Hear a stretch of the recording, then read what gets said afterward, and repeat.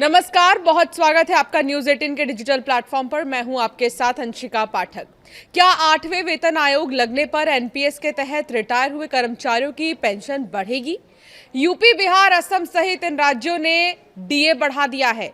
देखिए सरकारी कर्मचारियों की सैलरी हाइक की पूरी लिस्ट इस वीडियो के जरिए। आपके हर सवाल का जवाब आपको इस वीडियो में मिलेगा।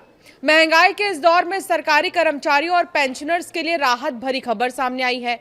आपको बता दें कि देश के कई प्रमुख राज्यों ने अपने कर्मचारियों के महंगाई भत्ते और डीएनएस रिलीफ में इजाफा करने का ऐलान कर दिया है। 1 जनवरी से लागू होने वाले इस बदलाव से लाखों परिवारों के हर महीने आने वाली आमदनी बढ़ जाएगी। आइए जानते हैं किस राज्य में कितना महंगाई भत्ता बढ़ाया गया है। यूपी, बिहार, उड़ीसा में डीए में इजाफा हुआ है।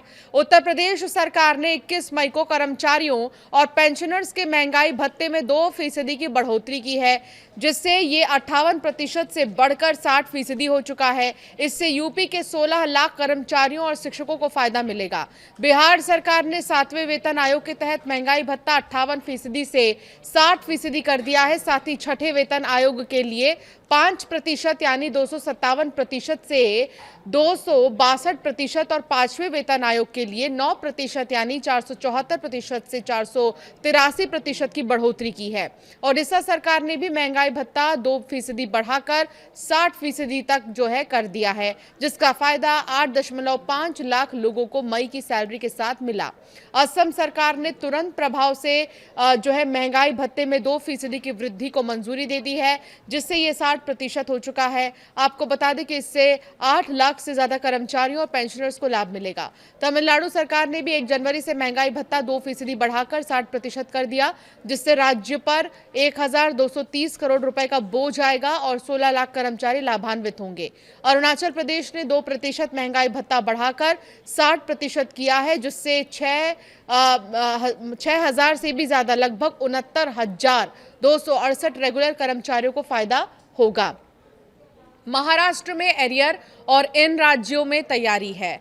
बता दें कि महाराष्ट्र सरकार ने 5वें, 6ठे और 7वें वेतन आयोग के कर्मचारियों के लिए नवंबर, दिसंबर 2025 और जनवरी 2026 के 800 करोड़ रुपए के महंगाई भत्ते के एरियर को मंजूरी दे दी है। इसके अलावा पश्चिम बंगाल और हिमाचल जैसे राज्य भी अपने कर्मचारियों के भत्ते बढ़ाने पर विचार कर रहे हैं। केंद्रीय कर्मचारियों और पेंशन भोगियों के बीच इस वक्त 8वें वेतन आयोग की चर्चा खूब हो रही है। हर तरफ सैलरी और पेंशन बढ़ने की बात हो रही है।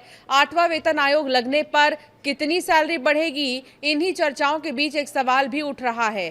कुछ कर्मचारियों के मन में एक सवाल यह है कि जो नेशनल पेंशन सिस्टम के तहत रिटायर हो चुके हैं या होने वाले हैं, उन कर्मचारियों को भी 8वें वेतन आयोग का लाभ मिलेगा क्या, यानी कि क्या उनकी भी पेंशन बढ़ेगी? अगर आप भी इसका जवाब जानना चाहते हैं तो चलिए आपको बताते हैं। ऐसे में जो कर्मचारी 2004 के बाद सेवा में आए और यूपीएस के लागू होने से पहले एनपीएस के तहत रिटायर हो चुके हैं, उन्हें भी इस नई व्यवस्था में शामिल होने का विकल्प दिया गया है। साल 2004 के बाद सरकारी सेवा में शामिल हुए कर्मचारियों के लिए पुरानी पेंशन योजना को बंद करके नेशनल पेंशन सिस्टम को लागू कर दिया गया था। ओपीएस के तहत कर्मचारियों को हर नए वेतन आयोग का लाभ मिलता था, लेकिन एनपीएस में कर्मचारी और सरकार दोनों का अंशदान जमा होता है और रिटायरमेंट के समय कुल फंड का 60% हिस्सा एक मुश्त मिलता है, जबकि बाकी जो बचे हुए हैं 40% हिस्से से एन्युटी खरीदी जाती है, जिससे मासिक पेंशन बनती है। ऐसे में एनपीएस के तहत रिटायर हुए कर्मचारी खुद को ठगा हुआ महसूस कर रहे थे और लंबे समय से मांग कर रहे थे कि उनको भी वेतन आयोग में लाया जाए। अगर आप एनपीएस या एनपीएस से यूपीएस में शिफ्ट होते हैं तो आपको अंतिम बेसिक सैलरी की 50% गारंटीड पेंशन मिलेगी और 8वें वेतन आयोग से सैलरी बढ़ते ही आपकी पेंशन भी अपने आप बढ़ जाएगी। तो वहीं जो कर्मचारी अभी नौकरी में हैं और एनपीएस में ही रहना चाहते हैं, उनकी सैलरी बढ़ने से एनपीएस फंड में योगदान बढ़ेगा। जिससे रिटायरमेंट के बाद उन्हें ज्यादा पेंशन मिल सकेगी। ऐसे में उन्हें 8वें वेतन आयोग का लाभ नहीं मिलेगा। केंद्र सरकार हर 10 साल बाद एक नए वेतन आयोग को लागू करती है। अभी 7वें वेतन आयोग के अनुसार कर्मचारियों की सैलरी मिल रही है, लेकिन इस वेतन आयोग की मियाद 2026 जनवरी में ही पूरी हो गई थी। दरअसल 7वां वेतन आयोग 2016 में लागू हुआ था। ऐसे में अब जनवरी से 8वां वेतन आयोग लागू होना चाहिए, लेकिन सरकार ने अभी तक इसके लागू होने का अपडेट नहीं दिया। केंद्र सरकार ने 2025 के नवंबर में ही 8वें वेतन आयोग का गठन कर दिया था, लेकिन अभी तक उसे लागू नहीं किया गया। केंद्रीय कर्मचारी इसका बेसब्री से इंतजार कर रहे हैं।